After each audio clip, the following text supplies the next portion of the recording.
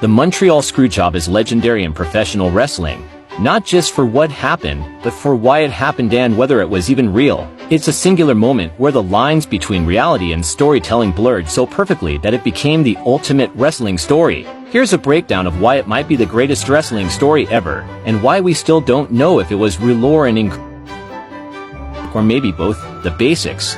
What happened? At Survivor Series 1997 in Montreal, Bret the Hitman Hart was set to defend the WWF Championship against Shawn Michaels. Bret was leaving for WCW, but he didn't want to lose in Canada. He had creative control in his contract for his final 30 days and agreed to drop the title later. Vince McMahon didn't trust that he would, and conspired with Shawn and referee Earl Hebner to end the match early, signaling for the bell when Bret was in the sharpshooter, his own finishing move. Even though he hadn't tapped, that moment caught live showed Bret spitting on Vince, trashing ringside gear, and later punching him backstage. But decades later, fans and insiders still ask, was it real or a work?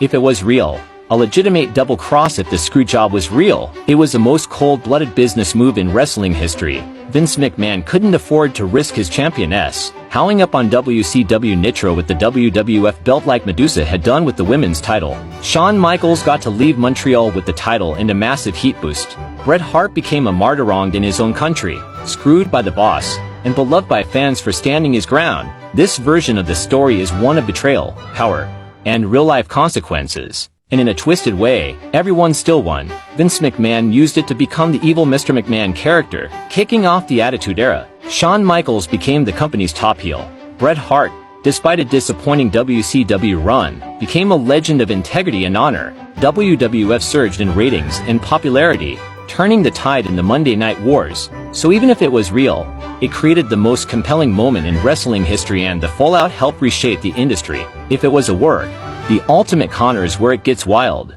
There's a theory that everyone, Bret, Shawn, Vince, was in on it, that they orchestrated the most convincing real moment in wrestling history to create buzz, blur reality, and light a fire under WWF. Signs that support this. Bret just happened to have a documentary crew following him wrestling with shadows. Shawn immediately denied involvement, then years later admitted he was in on it. Was that part of the long-term work? Vince got punched by Bret, but what better way to cement the betrayal?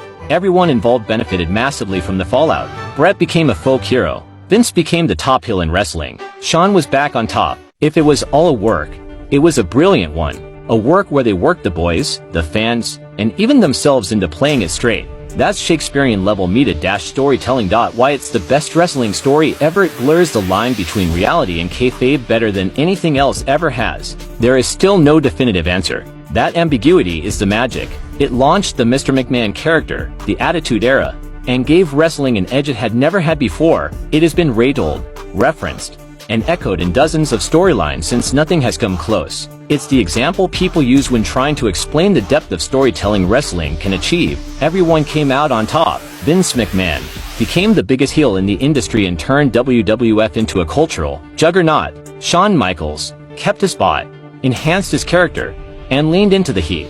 Bret Hart got paid big money by WCW, became a real-life hero, and solidified his legacy. The fans got the most unforgettable moment in wrestling history. The industry got a storyline so perfect it may have saved WWF from going under.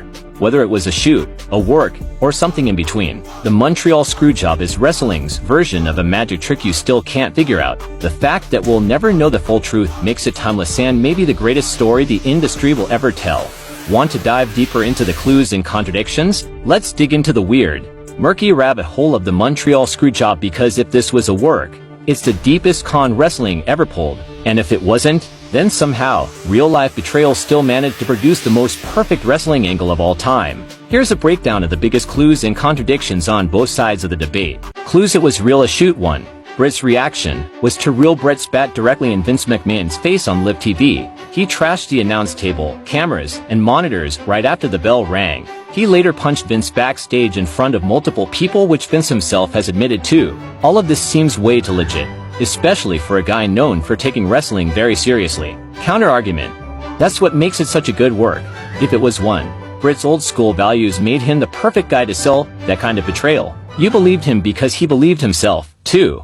Bret had creative control. In his contract he legally had the right to reject the finish. Vince going behind his back was a real corporate betrayal. He did offer to drop the belt elsewhere, he just didn't want to do it in Canada. If this was a work, it would mean he willingly signed off on a plan to make himself look like he got screwed. Live against his own contract. But again, what better way to look like he had no part in it? 3. Earl Hebner swore on his kids. Bret claims Hebner promised he wouldn't betray him. Hebner swore on his children's lives. And yet, Hebner still called for the bell. Seems real, right?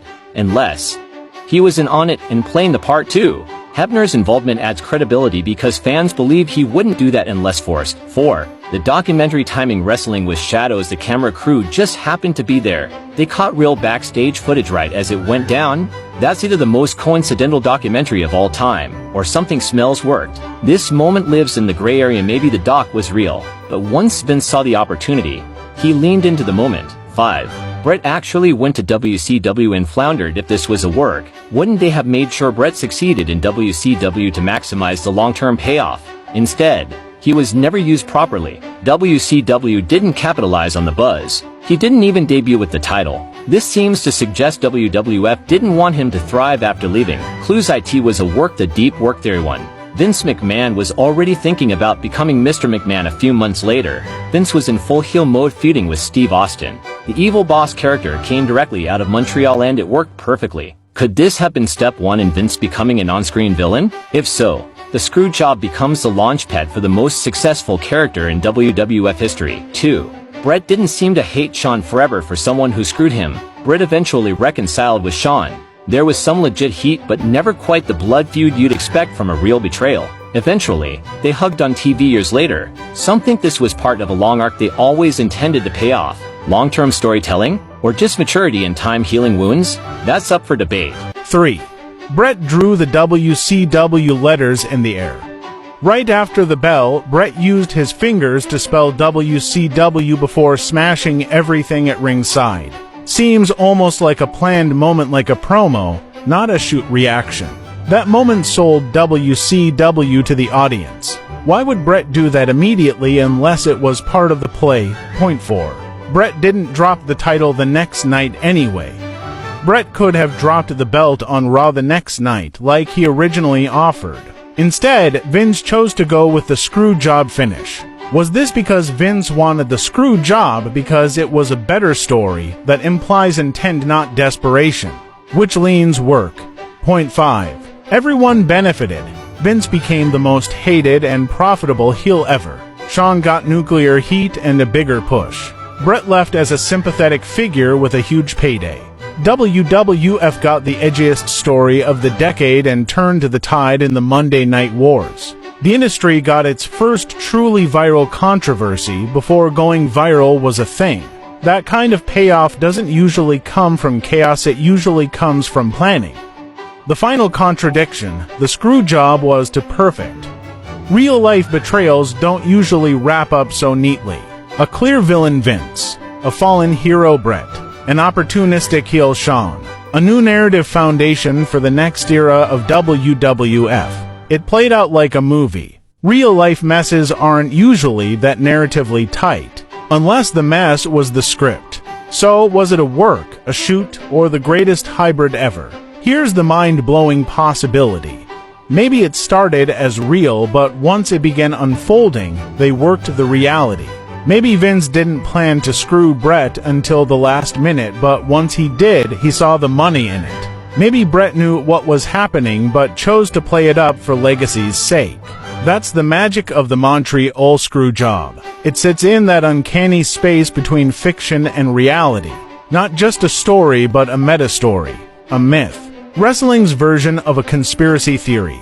Everyone sees what they want to see in it, and the truth is almost irrelevant now.